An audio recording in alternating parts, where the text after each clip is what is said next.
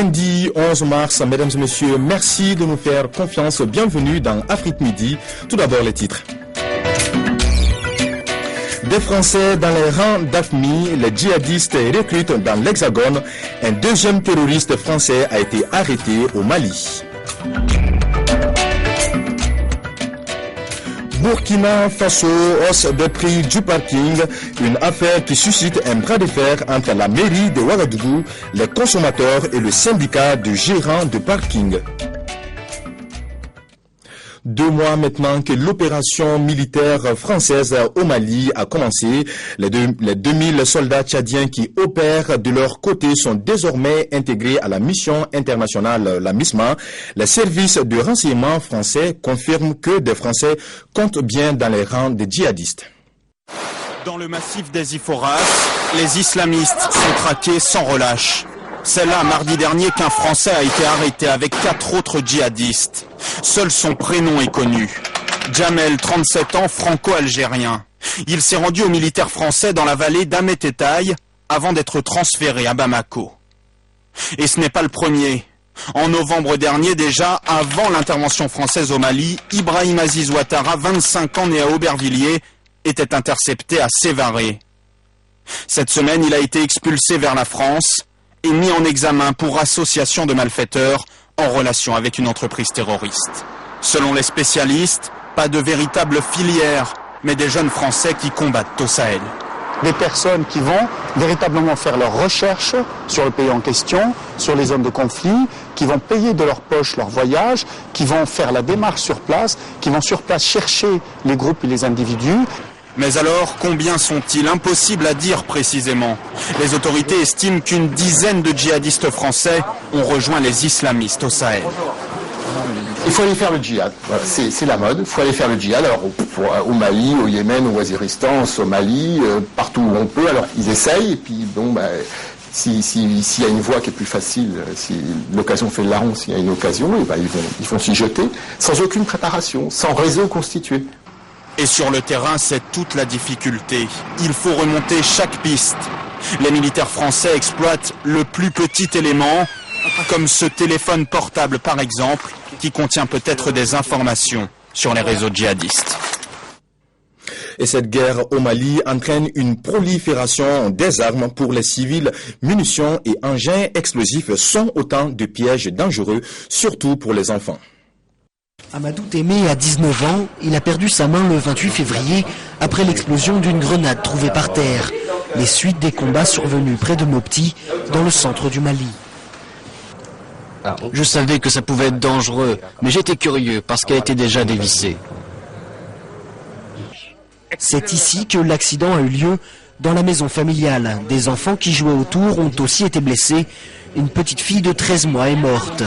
Une grande tristesse et des complications pour une famille qui perd un fils en âge de travailler. Mon fils avec la main coupée, il ne peut plus travailler, il ne peut plus rien faire. C'est très très douloureux. Selon l'UNICEF, 200 000 enfants sont menacés par les munitions et engins explosifs déversés sur le territoire lors des combats entre djihadistes, armées françaises et maliennes. Une campagne de sensibilisation a commencé avec l'UNICEF et ses partenaires, mais les munitions sont toujours là, à portée de main des enfants. La sensibilisation, c'est une chose. Il y a d'autres types d'activités qui sont menées par d'autres acteurs humanitaires, dont les enquêtes sur le terrain, le marquage de ces engins explosifs et après tout le travail de dépollution des sites qui sont enregistrés. Ce travail de dépollution va être très long, il peut prendre des semaines, voire des mois. Des carcasses et des munitions sur le bord de la route, à portée de tous. 5 enfants en sont déjà morts et 38 blessés selon l'UNICEF. La dépollution prendra du temps, mais elle est essentielle pour éviter de nouveaux accidents. La confirmation des chancelleries grecques, italiennes et britanniques de la mort de leurs ressortissants au Nigeria, pris en otage le 16 février dernier. Les 7 otages ont été exécutés par le groupe islamiste nigérian Ansarou. Je vous propose d'écouter William Hague. Il est le ministre britannique des Affaires étrangères. C'est avec une grande tristesse que je dois vous donner cette information.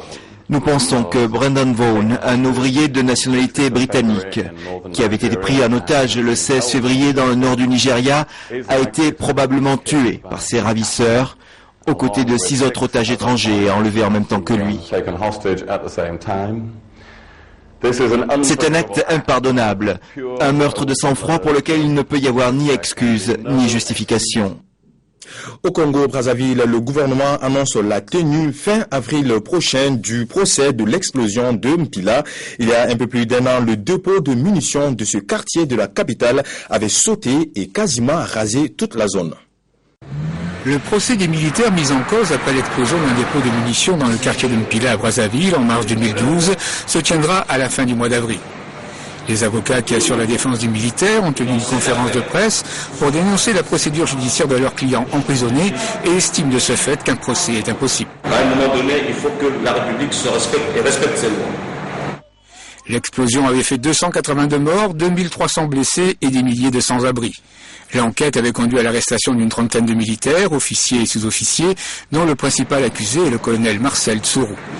La chambre d'accusation s'est déclarée incompétente et a renvoyé le dossier. Les avocats demandent la libération immédiate de leurs clients qui, selon la constitution congolaise, sont détenus illégalement. On ne peut que demander la libération de notre client pour la simple raison qu'aujourd'hui, il n'a plus de statut à la maison d'arrêt. Parce que vous n'avez que 2 types de statuts. Quand vous êtes détenu inculpé, vous avez 6 mois avant d'être jugé.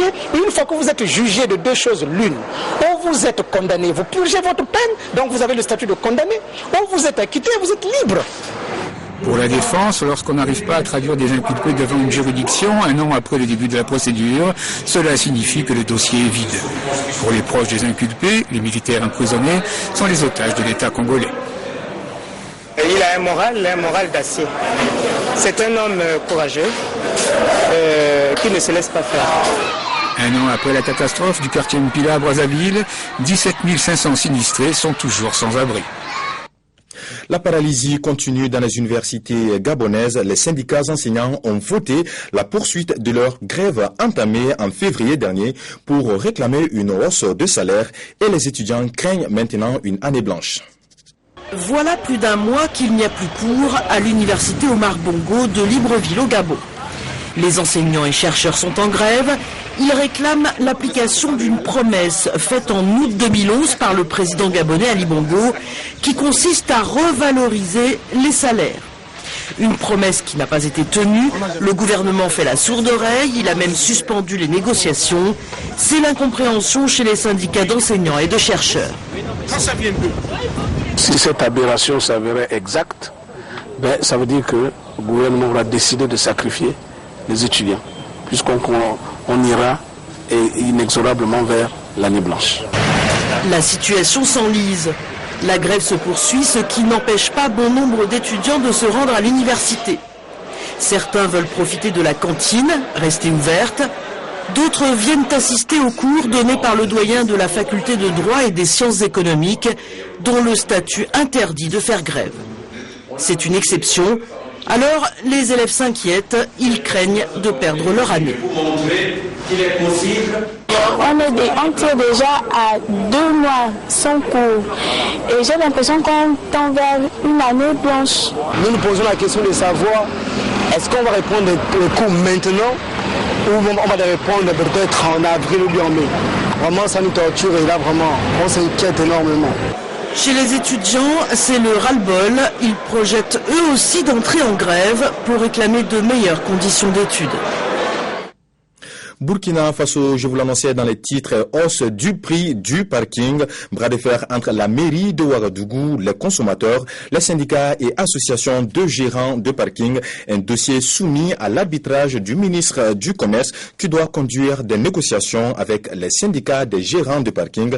Affaire parking, un dossier de nos confrères de la télévision burkinabé. Nous sommes à Ouagadougou, à l'hôpital Yalagado Ouedraogo. Les visiteurs et accompagnants retirent leurs motos. Ici, comme dans d'autres parkings de la ville, le prix est passé de 50 à 100 francs CFA. Une augmentation qui alimente le débat dans la capitale. En tout cas, ça nous arrange pas, quoi. Ça nous arrange pas. Déjà, même que À 50 ans, c'était compliqué. Maintenant, ils disent encore à 100 francs. Depuis plus d'un mois, la question fait l'objet d'un bras de fer médiatisé entre la mairie de Ouagadougou, les consommateurs et les syndicats et associations de gérants de parking. Pour le maire Simon Compaoré, le nœud du problème n'est pas l'augmentation en tant que telle, mais la manière. Nous ne pouvons pas dire que c'est que les augmentations qu'ils veulent faire sont illégitimes. Mais on ne peut pas se lever comme ça, augmenter au hasard et puis dire on passe du simple au double. Non. Et nous avons estimé que cette façon d'agir de façon unilatérale peut leur porter préjudice à la mairie, porter préjudice aux consommateurs.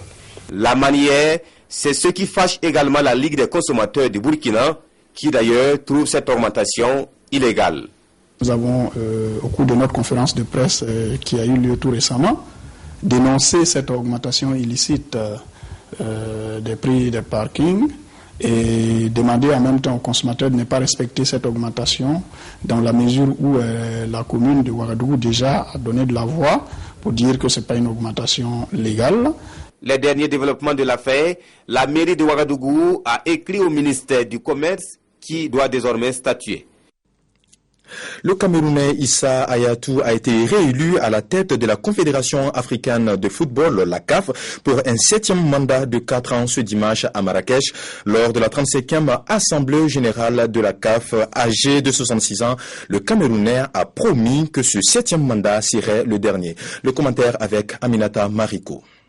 Seul candidat à sa succession, Issa Hayatou, aux commandes de cette instance footballistique africaine depuis sa première élection en 1988, a été acclamé à l'unanimité pour la période 2013-2017. Un 7e mandat consécutif qui, selon le président, sera le dernier acte. Le seul rival déclaré, l'Ivoirien Jacques Anouma, qui avait été empêché de se présenter par un amendement adopté l'année dernière, au terme duquel seuls les membres du comité exécutif pouvaient concourir. Les nombreux recours d'Anouma, y compris auprès du tribunal arbitral du sport, TAS, n'ont pas abouti. La Fédération du Libéria, qui avait également saisi le TAS pour dénoncer un changement des statuts de la TAF, a fait un demi-acte de remords ce dimanche. Le président de la FIFA s'est félicité de la victoire d'un dirigeant formidable et dévoué. Je peux dire, et je suis très heureux, la démocratie a joué. La démocratie est l'application des règlements et des statuts de la CAF. Parce que si vous êtes responsable au niveau de la CAF, au niveau de la FIFA, du football, et que vous négligez le secteur de développement, je crois que vous aurez failli à votre mission. Donc, quand vous me parlez de la priorité, globalement, je vous dis que c'est le développement du football. C'est ça qui nous préoccupe. Outre le renouvellement de la moitié des membres du comité exécutif de la CAF pour la période 2013-2017, la présentation du rapport d'activité concernant la période écoulée depuis l'ago précédente, du rapport des activités des unions régionales ainsi que du bilan des comptes révisés pour la période allant du 1er juillet 2011 au 30 juin 2012 étaient à l'ordre du jour.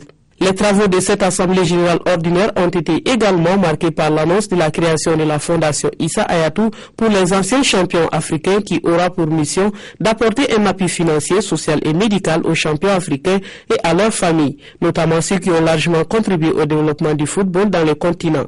Le Camerounais assure que les grands objectifs de ce dernier mandat seront prochainement détaillés. Voilà qui met fin à cette édition. L'information continue sur notre site internet www.africatelevision.com. Merci de nous avoir suivis. À très bientôt sur notre chaîne.